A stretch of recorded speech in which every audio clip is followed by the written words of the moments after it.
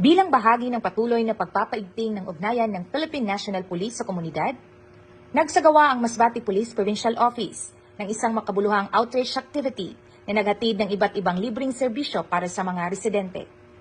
Tampok sa outreach activity ang masiglang pagtatanghal ng Masbate PPO Rodeo Caps Band na nagbigay ng kasiyahan at inspirasyon sa mga dumalo sa pamamagitan ng kanilang mga awitin. Samantala, nagkaloob naman ng libreng gupit ang mga tauhan ng First Provincial Mobile Force Company.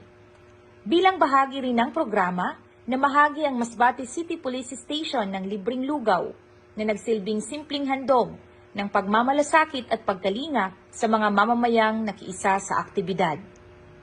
Naghatid rin ng libreng medical consultation ang Provincial Medical and Dental Unit, kung saan nabigyan ng pagkakataon ang mga residente na makapagpakonsulta, makatanggap ng paunang pagsusuri at mabigyan ng payong pangkalusugan mula sa mga medical personnel ng PNP.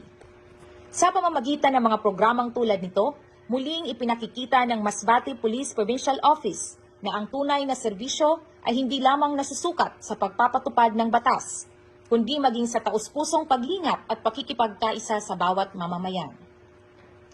Ako po si Patrolwoman Franzel May E. de Mesa, nag-uulat para sa Police News Network. At ito ang bagong PNP para sa bagong Pilipinas. Serbisyong mabilis, tapat at nararamdaman.